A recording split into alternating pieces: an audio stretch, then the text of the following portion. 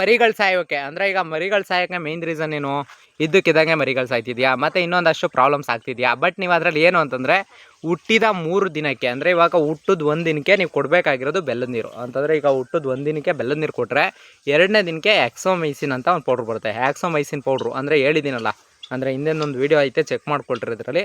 ಅದನ್ನು ಬಿಟ್ರೆ ಕಂಪ್ಲೀಟಾಗಿ 15 ದಿನ ಇಮೋನಿಯಮ್ ಕೇರ್ನ ಯೂಸ್ ಮಾಡಿಬಿಟ್ರೆ, 15 ದಿನ ಒಂದು ದಿನನೂ ಮಿಸ್ ಮಾಡ್ದಂತೆ 15 ದಿನ ಇಮೋನಿಯಮ್ ಕೇರ್ ಟಾನಿಕ್ ಯೂಸ್ ಮಾಡಿದ್ರೆ ನಿಮಗೆ ಏನು ಪ್ರಾಬ್ಲಮ್ಸ್ ಬರೋದಿಲ್ಲ. ಅಂತಂದರೆ ನಿಮ್ಗೆ ಏನೇನೋ ಪ್ರಾಬ್ಲಮ್ ಬರೋದಿಲ್ಲ. ಮರಿಗಳದ್ದು ಒಂದೇ ಒಂದು ಡ್ಯಾಮೇಜ್ ಆದಾಗ ಕೇಳಿ. ಇವಾಗ ಬೇಕಾದ್ರೆ ಪಕ್ಕ ಟ್ರೈ ಮಾಡಿ. ಅದನ್ನು ಬಿಟ್ಬಿಟ್ಟು ಪೀಡ್ಸು ನೀರು ಮೇವು ನೀಟಾಗಿ ಕೊಡದೇ ಇದ್ದರೆ ಎಲ್ಲ ಕೋಳಿ ಮರಿಗಳಿಗೂ ಕೋಳಿಗಳಿಗೂ ರೋಗ ಬರುತ್ತೆ. ಅದಕ್ಕೋಸ್ಕರ ಹೇಳ್ತಾ ಇರೋದು, ನೀವು ಯೂಸ್ ಮಾಡೋರು ಕಂಪ್ಲೀಟಾಗಿ ಹೇಳ್ತಾ ಇರೋದೇನಪ್ಪ ಅಂತಂದರೆ ಎಂಡ್ರೋಜಿನ್ ಪ್ಲಸ್ನೇ ಯೂಸ್ ಮಾಡಿರಿ, ಅಥವಾ ಇಲ್ಲ ಅಂತಂದರೆ ನೀವು ಇಮೋನಿಯಮ್ ಕೇರ್ನ ಯೂಸ್ ಮಾಡಿರಿ. ಹಂಗೆ ಅಂದ್ಬಿಟ್ಟು ಮರಿಗಳಿಗೆ ತೊಗೊಂಡೋಗಿ ಎಂಡ್ರೋಜಿನ್ ಬೆಳೆಸ್ಬಿಡ್ರಿ. ಅಂದರೆ ಎಂಡ್ರೋಜಿನ್ ಪ್ಲಸ್ಸು ಕೋಳಿಗಳಿಗೆ, ದೊಡ್ಡ ಕೋಳಿಗಳಿಗೆ, ಇಮೋನಿಯಮ್ ಕೇರ್ ಬಂದು ಮರಿಗಳಿಗೆ.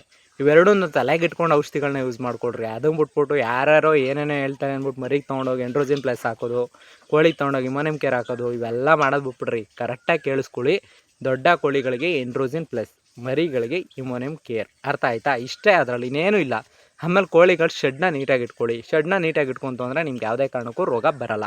ಅದನ್ನು ಬಿಟ್ಬಿಟ್ಟು ಓವರಾಗೆಲ್ಲ ಮಾಡ್ಕೋಬೇಡಿ, ಮತ್ತು ಓವರಾಗೆಲ್ಲ ತಲೆಗೆ ಹಾಕೋಬೇಡಿ ಫಾರಮ್ ಬಗ್ಗೆ. ಅಷ್ಟು ನಿಮ್ಗೆ ಹೇಳೋಕ್ಕೆ ಇಷ್ಟಪಡೋದು. ಇಮೋನಿಯಮ್ ಕೇರ್ನ ಕಡ್ಡಾಯವಾಗಿ ಬೆಳೆಸಿ. ಇಮೋನಿಯಮ್ ಕೇರ್ನ 10 ಲೀಟ್ರ್ ನೀರಿಗೆ ಬೇಕಾದರೆ ಒಂದು ಮುಸ್ಲ ಹಾಕೋಬೋದು. ಅಂದರೆ ಒಂದು ಮುಸ್ಲ ಅಂತಂದರೆ 20 ml ವರೆಗೂ ಬರುತ್ತೆ. ಅದು ದೊಡ್ಡ ಮುಸ್ಲ ಇರುತ್ತೆ. ಇಲ್ಲ 10 ml ಇತ್ತು ಅಂದರೆ 10 ml ಹಾಕೊಳ್ಳಿ, 20 ml ಇತ್ತು ಅಂದರೆ 20 ml ಹಾಕೊಂಡು ಬಳಸಿ. ಇಮೋನಿಯಮ್ ಕೇರು ಮರಿಗೆ ಏನೂ ಪ್ರಾಬ್ಲಮ್ ಮಾಡಲ್ಲ. ಅಂದರೆ ನೀವು ಹೆಚ್ಚಾಗಿ ಹಾಕೊಂಡ್ರು ಏನೂ ಪ್ರಾಬ್ಲಮ್ ಮಾಡಲ್ಲ. ಇದೆಲ್ಲ ಆರಾಮಾಗಿ ಬೆಟರ್ ಆಗುತ್ತೆ. ಅದನ್ನು ಬಿಟ್ಬಿಟ್ಟು ನೀವು ಥಿಂಕಿಂಗ್ಸೇ ಸರಿ ಇಲ್ಲ. ಇತ್ತೀಚೆಗೆ ಕೋಳಿ ಸಾಕೋರು ಯಾವ್ಯಾವ ರೇಂಜ್ಗೆ ಅಂದರೆ ಓವರ್ ರೇಂಜು.